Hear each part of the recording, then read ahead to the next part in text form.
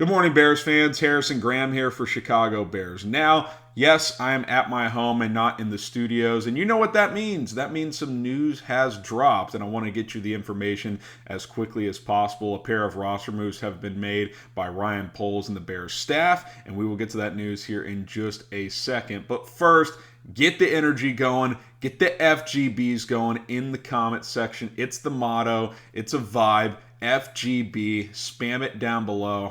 I expect to see hundreds of FGBs down in the comments because, hey, no one likes Green Bay here on this channel.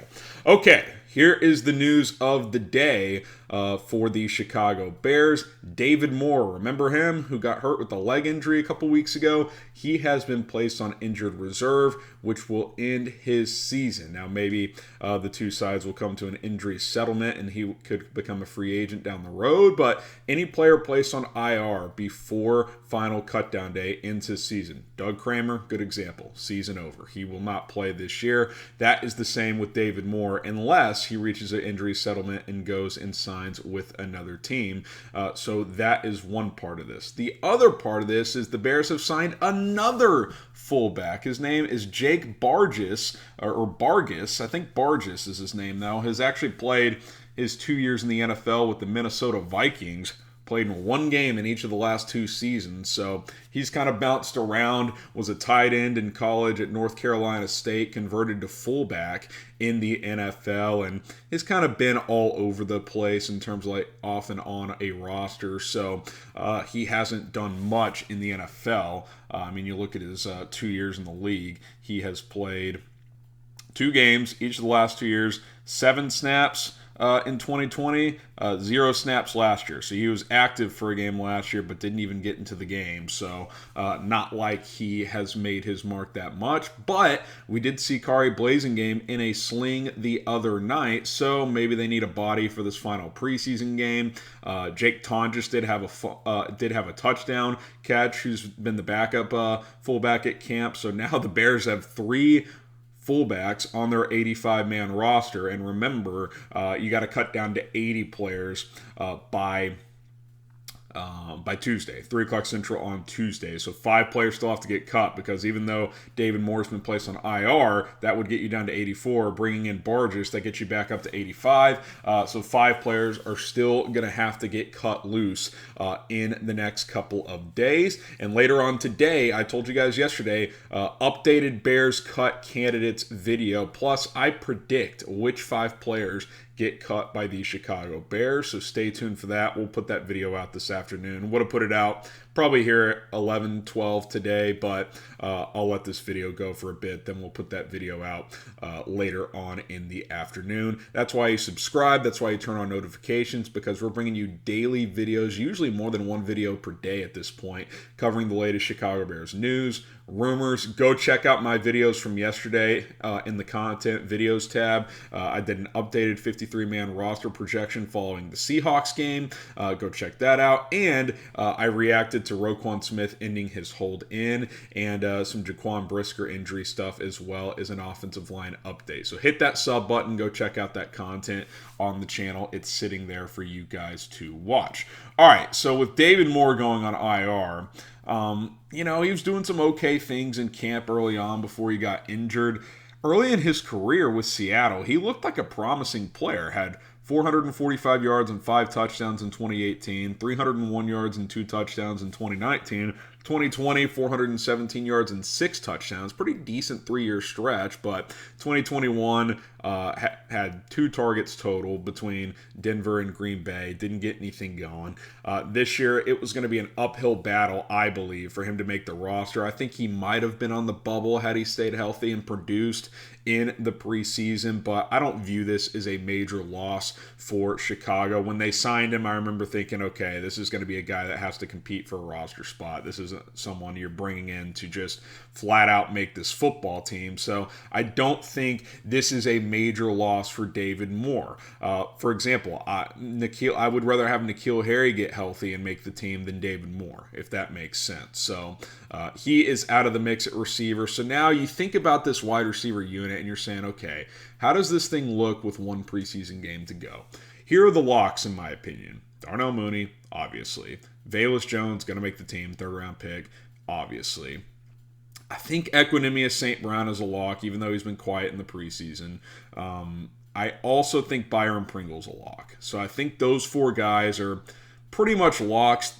You never know. Could Pringle or St. Brown get cut? I would be surprised, but I think those 4 guys are safe. Let's just hypothetically say they carry 6 receivers. So after that, you've got N'Keal Harry, who's been banged up, right? Tajay Sharp, who I think is making this football team. Let's say he's number 5. So N'Keal Harry, Isaiah Coulter, Dante Pettis, Daz Newsome. I think between Harry, Coulter, Pettis, and Newsome, I think you're fighting for 1 spot. If you throw Sharp in there, you're fighting for 2 spots maybe. That's if you carry 6. If they carry 5, it's thin pickings, man. Daz Newsome has not helped himself out that much in the preseason. Dante Pettis hasn't flashed enough. He hasn't really made any mistakes, but, he hasn't made a lot of plays either. Coulter made some plays the other night. I think he's worked his way into the mix on that bubble because of that, has had some big plays in camp.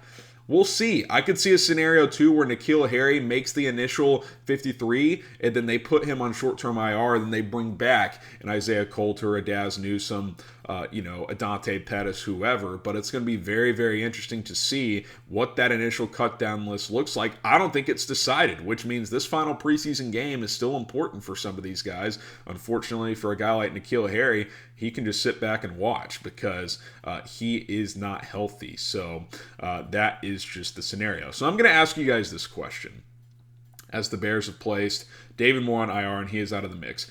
If the 5 guys I mentioned make the team, Darnell Mooney, Byron Pringle, Velus Jones Jr., Equanimous St. Brown, and Tajay Sharp. Let's say those 5 guys are good and they carry 6th. Who is going to be the 6th receiver that makes the initial 53-man roster? Is it going to be N'Keal Harry?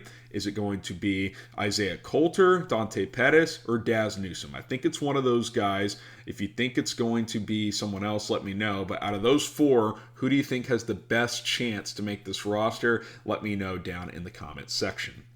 Okay, so I do want to explore this fullback thing just for a second with Jake Bargas because Khari Blasingame was seen in a cast on the sideline, so maybe that's more of a serious situation than it appears. Maybe Jake Tonjes got banged up in that game and they need someone for this final preseason game. I'm not sure. Hopefully we'll get an update from Matt Eberflus at some point on that. But I find that interesting because obviously you want Blasingame healthy for the regular season. I think a fullback is going to play a pretty important role for this football team this year, and Blasingame is one of the better ones in the NFL. This offense uses the fullback as a blocker, as a pass catcher, etc. That is key, and he's a key special teams player as well.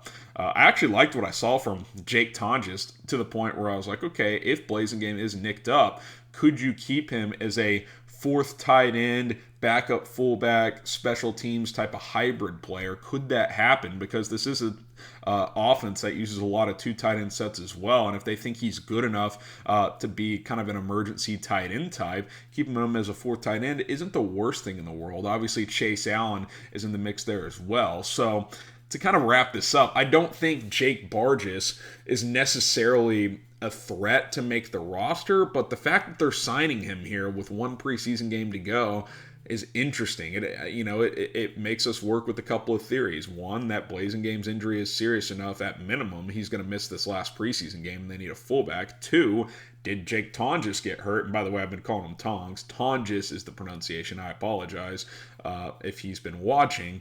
Or 3, they just like this Bargas kid. I don't know. It's pretty interesting to say the least. At college, like I said in college, he was mostly a tight end at North Carolina, mostly a blocking one. I think the most yards he had in a season was like 80 yards. So we'll see if he plays in this game against the Browns and how much he plays and what role he actually does play.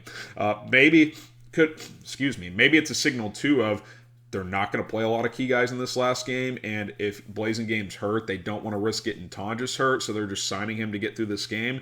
that could also be a scenario that Matt Eberflus and this coaching staff are looking at. I personally would like to see the starters play some, but considering Brisker got hurt, a couple other guys got banged up, maybe they're going to consider playing it safe against the Browns, and I couldn't completely blame this coaching staff either if that were the case. All right, that's it for today's morning video. Again, we'll have an updated cut candidates list this afternoon, so stay tuned for that. I am Harrison Graham. Please hit that subscribe button. Spam FGB down in the chat, FGB, and we'll see you soon. Appreciate you guys for tuning in.